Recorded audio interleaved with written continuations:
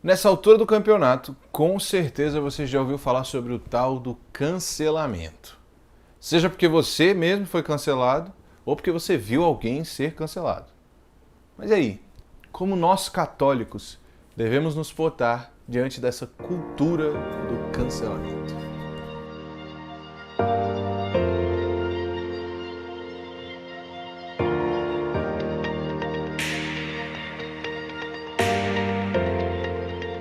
Oi, eu sou o Matheus e antes de começar o vídeo, você já sabe, se inscreve aqui embaixo, curte, compartilha, comenta, fala pra gente aí o que você acha sobre o cancelamento, o que você acha que o mundo hoje precisa ouvir sobre o cancelamento e fala aqui embaixo pra gente. Mas vamos lá. Pra você que não sabe o que é o cancelamento, então eu vou explicar aqui pra gente começar bem o vídeo. Então, o cancelamento consiste num boicote, numa segregação, em evitar pessoas ou grupos porque elas disseram ou falaram coisas que são socialmente vistas como controversas, inconvenientes, polêmicas e assim vai.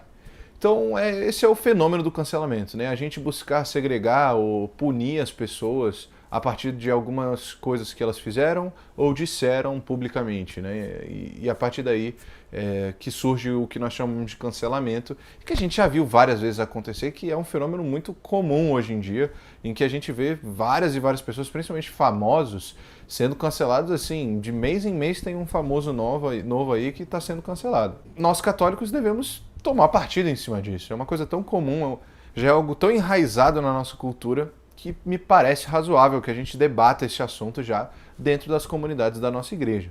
Antes da gente falar propriamente de como o católico deve agir diante desse fenômeno, dessa cultura, é importante a gente entender de onde que surgiu esse ímpeto das pessoas de cancelar umas às outras. E a verdade é que, por incrível que pareça, o cancelamento surge de uma noção particularmente pura e nobre, que é o fato de que a gente ter o desejo de que as pessoas, quando cometem determinados atos errados, injustos, maus, que elas precisam realmente sofrer as consequências dos seus atos. E que é uma coisa que, poxa, é algo que é universal ao ser humano. Quando alguém mata, quando alguém rouba, quando alguém, enfim, comete esses crimes, nós temos realmente, por causa da justiça, a vontade de que essas pessoas de fato sofram as consequências dos seus atos. Não no sentido simplesmente de, sabe, maltratá-las, mas realmente porque é justo.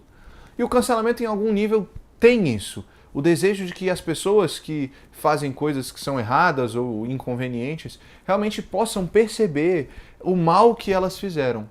E assim melhorar. Só que o grande problema do cancelamento é que esse princípio, por mais puro e nobre que seja, ele é deturpado a tal ponto que o cancelamento se tornou uma ferramenta de execração pública social e que é muito frágil.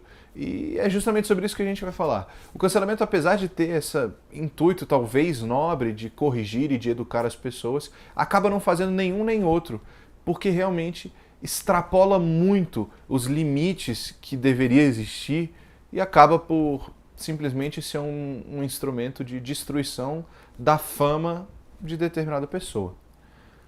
E aí começa o diagnóstico sobre a cultura do cancelamento. Porque se nós vemos esse fenômeno hoje, que consiste realmente numa segregação severa e muitas vezes cruel de determinados grupos, por causa de pequenas falas ou feitos de determinada pessoa, de determinado grupo, vale a pena a gente destrinchar isso de tal forma que a gente entenda como o católico deve se portar. Então, o fenômeno que nós observamos hoje, é isso que eu falei, né, da segregação, da evitação e todas essas coisas aí que a gente vê acontecendo com várias pessoas, principalmente na internet, vem principalmente, acho que de dois fenômenos, né, de dois importantes aspectos da cultura da nossa sociedade hoje. O primeiro é o desinteresse quase que completo pela verdade da parte da nossa sociedade. Hoje vivemos numa cultura que a verdade é algo secundário, de que muito mais importante é a maneira como eu observo a realidade do que a realidade em si mesma. Mas eu já vou falar disso. E o segundo é colocar Deus em um segundo plano. E a junção dessas duas coisas faz com que aquela intenção nobre de buscar talvez corrigir e educar as pessoas se transforme num instrumento de crueldade da parte de pequenos grupos majoritários em determinados assuntos. Vamos dividir e vamos falar por partes do que a gente pode entender pelo cancelamento. A primeira parte é a parte da verdade. A nossa sociedade perdeu o interesse pela verdade. E o que isso tem a ver com o cancelamento? No que diz respeito à verdade, o fenômeno é o seguinte: vivemos numa sociedade extremamente relativista, em que ela se recusa a olhar a realidade como ela é e prefere olhar a realidade a partir das suas próprias subjetividades. E o que isso significa? Significa dizer que nós hoje temos um pouco interesse realmente de investigar e de contrapor as nossas opiniões a fim de buscar uma realidade concreta e objetiva para que possamos destrinchar o mundo como de fato ele é. Então, o que a gente observa hoje é uma tolerância de tal forma que hoje fica até difícil de questionar opiniões e posicionamentos, porque tudo isso abre pretexto para dizer que nós estamos impondo a nossa maneira de pensar, a nossa maneira de ver o mundo, quando na verdade a proposição que deve ser feita é de que de fato devemos contrapor opiniões a fim de chegar a uma visão mais coerente da realidade. E essa postura relativista da nossa sociedade faz com que a gente tente enxergar o mundo de acordo com as nossas próprias conveniências.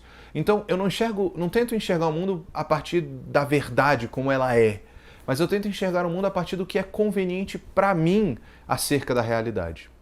E aqui a gente não está falando simplesmente de coisas científicas, biológicas, né, parâmetros que talvez sejam mais objetivos, mas principalmente no campo do nosso comportamento social. Quando a gente tem uma orientação muito clara para que serve determinadas ações e mesmo assim a gente distorce elas para que a gente possa se sentir mais confortável diante da realidade, independente se aquilo é certo ou errado. Mas agora, o que isso tem a ver com o cancelamento? E é isso que a gente tem que meditar e falar sobre. A verdade é que isso tem a ver com o cancelamento no seguinte aspecto. Como eu falei, o cancelamento até surge de uma intenção nobre de corrigir coisas que são erradas, de educar o errado para que ele possa então eventualmente se transformar numa atitude coerente e certa. E até aqui parece que não é nada horrível, né? Parece uma coisa, super comum, é algo que está presente em todas as culturas, não só na nossa, e não só no nosso tempo, mas em todos os tempos. Mas o que acontece é que isso só faz sentido se a gente tem um parâmetro objetivo de definir o que é certo e o que é errado. Se a gente perde esse parâmetro, e é precisamente o que acontece numa cultura relativista, a gente já não tem nenhum parâmetro objetivo para se guiar, mas simplesmente a gente tem uma subjetividade de um grupo ou de uma pessoa que determina por onde a gente tem que seguir, e essa subjetividade ainda ela é completamente maleável, ela vai se adaptando de acordo com a conveniência desse grupo ou de acordo com a conveniência dessa pessoa. E aí se perde completamente um caminho propriamente que a gente pode seguir para determinar e julgar o que é certo, o que é errado, o que deve ser corrigido, o que deve ser incentivado. E obviamente que essa noção moral da coisa é o que faz com que o cancelamento seja um fenômeno quase que bizarro, para se dizer assim. Porque, diferentemente de muitas culturas, principalmente culturas religiosas, o cancelamento carece desse parâmetro objetivo de determinar o que é coerente e o que é incoerente. Nós cristãos temos um parâmetro objetivo. Nós realmente temos uma consciência de que existe uma divisão clara entre o certo e o errado. E esse parâmetro é nosso Senhor Jesus Cristo.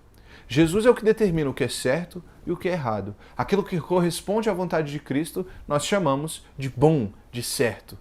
E aquilo que desrespeita e ofende a vontade de Cristo é errado, mal, imoral e assim vai. Então nós temos um parâmetro claro que nos permite diferenciar o certo do errado, a partir do nível de intimidade e da relação que nós estabelecemos com Deus. Esse conhecimento vai crescendo e a partir daí então faz sentido a gente julgar e fazer um juízo em determinada ação, se aquela ação ela é coerente ou incoerente com a vontade de Deus. Mas agora, o mesmo não acontece na cultura do cancelamento, porque justamente por ser proveniente de uma cultura relativista, desinteressada pela realidade e muito focada nas suas subjetividades, na sua vontade própria, no seu amor próprio, é que ela se perde e cria um parâmetro completamente incoerente para determinar o que é certo e errado. De tal forma que uma mesma ação pode ser errado se direcionado para um grupo, mas pode ser certa se direcionada para um outro grupo. E o único parâmetro que define o certo e do errado é a conveniência de uma maioria que nem sequer é capacitada para julgar essa ação. Não é advogado, não é juiz, mas ao contrário, se auto-intitulou poderosa o suficiente para determinar o que é certo e o que é errado. Como exemplo, talvez a gente no campo do humor possa ver o melhor exemplo, que a mesma piada direcionada para um grupo que faz parte da maioria é vista como algo ofensivo. Mas a mesma piada direcionada para um grupo que não faz parte da panelinha e do grupo majoritário, aí é arte. De novo, é única e exclusivamente a conveniência da maioria que determina o que é certo e o que é errado, sem nenhum parâmetro objetivo.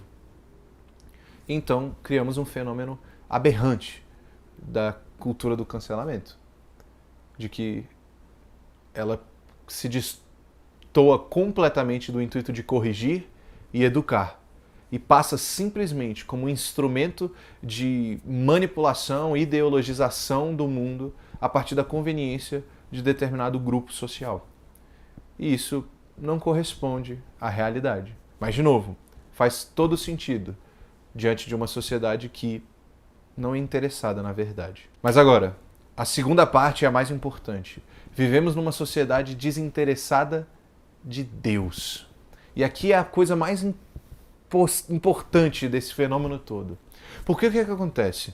Se nós rebaixamos Deus a um elemento secundário da nossa cultura, nós vamos desconhecer as principais características de Deus. E é exatamente aqui que existe um divisor de águas fundamental entre os cristãos e os canceladores. Nós cristãos tentamos ao máximo sermos íntimos de Deus. E isso nos provoca, ou deveria nos provocar, uma coisa muito importante.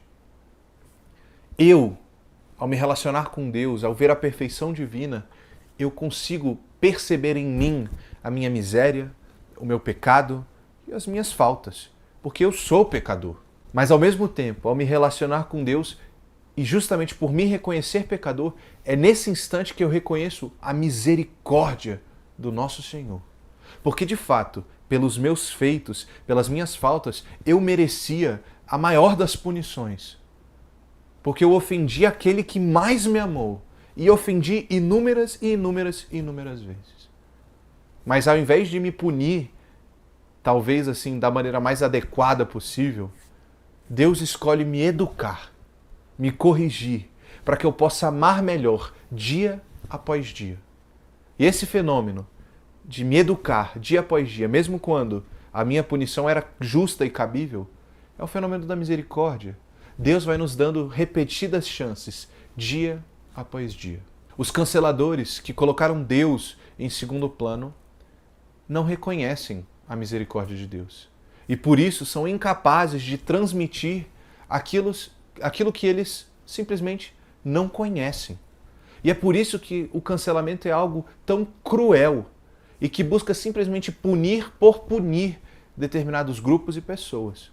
Não está interessado em educar, corrigir, fazer com que essas pessoas que erraram possam melhorar e acertar no dia de amanhã. Mas ao contrário, segregam e separam quase que completamente da interação pública, principalmente no meio digital, determinadas pessoas. E impedem que elas cresçam e corrijam-se e se eduquem. Mas nós cristãos temos um diferencial, porque nós conhecemos a misericórdia de Deus.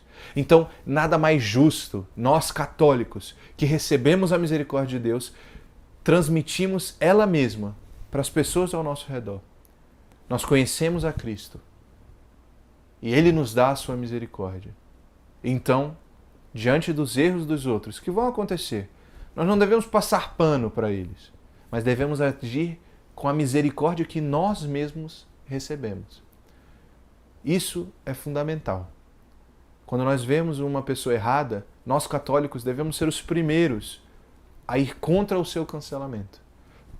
E também devemos ser os primeiros a buscar a correção e a educação fraternas, ricas na misericórdia de Deus. Porque da mesma maneira como nós recebemos a misericórdia de Deus, o pedido dele é que nós possamos transmitir a mesma misericórdia àqueles ao nosso redor.